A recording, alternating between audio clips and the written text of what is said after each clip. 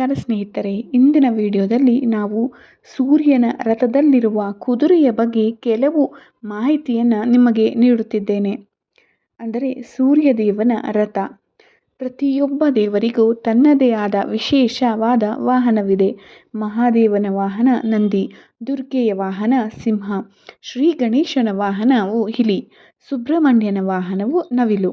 ಹಾಗೆಯೇ ಸೂರ್ಯದೇವನ ವಾಹನವು 7 ಕುದುರೆಗಳನ್ನು ಹೊಂದಿರುವ ರಥವಾಗಿದೆ. ಹಿಂದೂ ಧರ್ಮದಲ್ಲಿ ಸೂರ್ಯನನ್ನು ಕಣ್ಣಿಗೆ ಕಾಣುವ ದೇವರೆಂದು ಪೂಜೆಯನ್ನು ಮಾಡಲಾಗುತ್ತದೆ. ಸೂರ್ಯನ ಕೃಪೆ ಪಡೆಯಲು ಪ್ರತಿದಿನ ಸೂರ್ಯನಿಗೆ ಅರ್ಘ್ಯವನ್ನು ಅರ್ಪಿಸಲಾಗುತ್ತದೆ. ಸೂರ್ಯದೇವರನ್ನು ಭಕ್ತಿಯಿಂದ ಪೂಜೆ ಮಾಡಿದರೆ ಎಲ್ಲ ಕಷ್ಟಗಳು ಪರಿಹಾರವಾಗುತ್ತದೆ ಎಂದು ನಂಬಲಾಗಿದೆ. ಸೂರ್ಯದೇವನಿಗೆ ಸಂಬಂಧಿಸಿದಂತೆ ಅನೇಕ ಕಥೆಗಳಿವೆ. ಪುರಾಣಗಳ ಪ್ರಕಾರ ಸೂರ್ಯನ ತಂದೆಯ ಹೆಸರು ಮಹರ್ಷಿ ಕಶ್ಯಪ, ತಾಯಿಯ ಹೆಸರು ಅದಿತಿ. ಅದಿತಿಯ ಮಕ್ಕಳನ್ನು ಆದಿತ್ಯ ಎಂದು ಕರೆಯಲಾಗುತ್ತದೆ. 33 ದೇವತೆಗಳಲ್ಲಿ ಅದಿತಿಯ 12 ಪುತ್ರರು ಸೇರಿದ್ದಾರೆ. ಅದರಲ್ಲಿ ಮೊದಲನೆಯವನು ಸೂರ್ಯ. ಸೂರ್ಯದೇವರ ಪ್ರತಿದಿನ ಬೆಳಗ್ಗೆ ಪೂರ್ವದಿಂದ ತನ್ನ ರಥದ ಮೇಲೆ ಬರುವ ಮೂಲಕ ಬೆಳಕನ್ನು ತರುತ್ತಾನೆ. ನಾವು ಯಾವಾಗಲೂ ಸೂರ್ಯ ರಥದ ಮೇಲೆ ನಿಂತಿರುವುದನ್ನು ನೋಡಿರುತ್ತೇವೆ. ಸೂರ್ಯನು 7 ಕುದುರೆಗಳಿರುವ ರಥದಲ್ಲಿ ಪ್ರಯಾಣ ಬೆಳೆಸುತ್ತಾನೆ. 7 ಕುದುರೆಗಳೇಕೆ ಎನ್ನುವ ಪ್ರಶ್ನೆ ನಮ್ಮನ್ನು ಸಹ ಕಾಡುತ್ತದೆ. ಯಾಕೆಂದರೆ ಬೇರೆ ಯಾವ ದೇವರ ರಥದಲ್ಲೂ 7 ಕುದುರೆ ಇಲ್ಲ. ಸೂರ್ಯನ ರಥ ಹಾಗೂ 7 ಕುದುರೆ ಮತ್ತು ಸಾರಥಿ ಬಗ್ಗೆಯೂ ಪುರಾಣಗಳಲ್ಲಿ ಹೇಳಲಾಗಿದೆ. ನಾವಿಂದು ಸೂರ್ಯನ ರಥದಲ್ಲಿರುವ ಕುದುರೆ ಬಗ್ಗೆ ನಿಮಗೊಂದಿಷ್ಟು ಮಾಹಿತಿಯನ್ನು ನೀಡುತ್ತಿದ್ದೇನೆ. ಭಗವಂತ ಸೂರ್ಯನ ರಥದಲ್ಲಿರುವ 7 ಕುದುರೆಗಳ ಹೆಸರೇನು ಎಂಬುದನ್ನು ತಿಳಿಯೋಣ. ಸೂರ್ಯನ ರಥ ಆಕರ್ಷಕವಾಗಿದೆ. ರಥಕ್ಕೆ 7 ಕುದುರೆಗಳನ್ನು ನಾವು ನೋಡಬಹುದು. ಗಾಯತ್ರಿ, ಭ್ರಮತಿ, ಉಷ್ಣಿಕ, ಜಗತಿ, ತ್ರಿಷ್ಟುಪ, ಅನುಷ್ಟಪ ಮತ್ತು ಪಂಕ್ತಿ 7 ಕುದುರೆಗಳ ಹೆಸರಾಗಿವೆ. ಧರ್ಮ ಗ್ರಂಥಗಳ ಪ್ರಕಾರ ಸೂರ್ಯನ ರಥದಲ್ಲಿರುವ ಈ 7 ಕುದುರೆಗಳು ವಾರದ 7 ದಿನಗಳನ್ನು ಪ್ರತಿನಿಧಿಸುತ್ತವೆ. ಇದಲ್ಲದೆ ಈ 7 ಕುದುರೆಗಳು ಬೆಳಕನ್ನು ಪ್ರತಿನಿಧಿಸುತ್ತವೆ. ಇದು ಸೂರ್ಯನಿಂದಲೇ ಹೊರಹೊಮ್ಮುವ ಬೆಳಕು. ಕಾಮನಬಿಲ್ಲನ್ನು ರೂಪಿಸುವ ಸೂರ್ಯನ ಬೆಳಕಿನಲ್ಲಿ 7 ವಿಭಿನ್ನ ಬಣ್ಣಗಳ ಬೆಳಕು ಕಂಡುಬರುತ್ತವೆ. ಒಂದೇ ಬಿಂದುವಿನಿಂದ ಹೊರಹೊಮ್ಮುವ ಮತ್ತು ಆಕಾಶದಾದ್ಯಂತ ಹರಡುವ ಈ ಬೆಳಕು 7 ಬಣ್ಣಗಳ ಭವ್ಯವಾದ ಕಾಮನಬಿಲ್ಲನ್ನು ಸೃಷ್ಟಿಸುತ್ತದೆ. ಈ ಕುದುರೆಗಳನ್ನು ಸೂಕ್ಷ್ಮವಾಗಿ ಗಮನಿಸಿದರೆ ಒಂದೊಂದು ಕುದುರೆಯ ಬಣ್ಣವು ಭಿನ್ನವಾಗಿದೆ. ಸೂರ್ಯನ ರಥವನ್ನು ನಡೆಸುವ ಕುದುರೆಗಳು ಸೂರ್ಯನ ಬೆಳಕಿನ ಪ್ರತೀಕವಾಗಿದೆ. ಇನ್ನು ಸೂರ್ಯನ ರಥದಲ್ಲಿ ಒಂದು ಚಕ್ರವಿದೆ. ಇಷ್ಟು ದೊಡ್ಡ ರಥವನ್ನು ಒಂದೇ ಚಕ್ರದಲ್ಲಿ ನಡೆಸುವುದು ಪವಾಡವೇ ಸರಿ.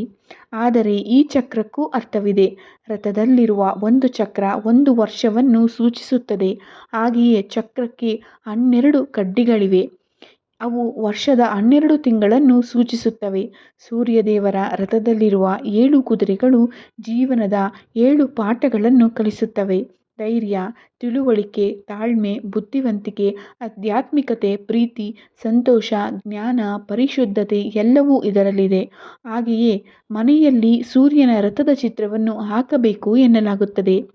ನಮ್ಮ ಧರ್ಮ ಗ್ರಂಥಗಳ ಪ್ರಕಾರ ಸೂರ್ಯದೇವರ ರಥದಲ್ಲಿರುವ 7 ಕುದುರೆಗಳು ಬಲವಾಗಿವೆ. ಈ ಕುದುರೆಗಳನ್ನು ಅರುಣದೇವನು ನಿಯಂತ್ರಿಸುತ್ತಾನೆ. ಅಂದರೆ ಅರುಣ ಸೂರ್ಯನ ರಥದ ಸಾರಥಿ.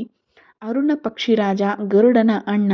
ಅರುಣ ರಥವನ್ನು ಸೂರ್ಯ ಹಿಡಿದಂತೆ ಚಲಾಯಿಸುತ್ತಾನೆ. ಆದರೆ ರಥ ಓಡಿಸುವಾಗಲೂ ಸೂರ್ಯದೇವರಿಗೆ ಅಭಿಮುಖವಾಗಿ ಕುಳಿತುಕೊಳ್ಳುತ್ತಾನೆ. ಅರುಣ ಸೂರ್ಯನ ಸಾರಥಿ. ಮಹಾಭಾರತದ ಪ್ರಕಾರ ಸೂರ್ಯದೇವರ ರಥವನ್ನು ಓಡಿಸುವ ಸಾರಥಿಯ ಹೆಸರು ಅರುಣ. ಅವನು ವಿಷ್ಣುವಿನ ವಾಹನವಾದ ಗರುಡದೇವನ ಸಹೋದರ. ಆತ ಮಹರ್ಷಿ ಕಶ್ಯಪ ಮತ್ತು ವಿನಿತಾ ದಂಪತಿಯ ಮಗ.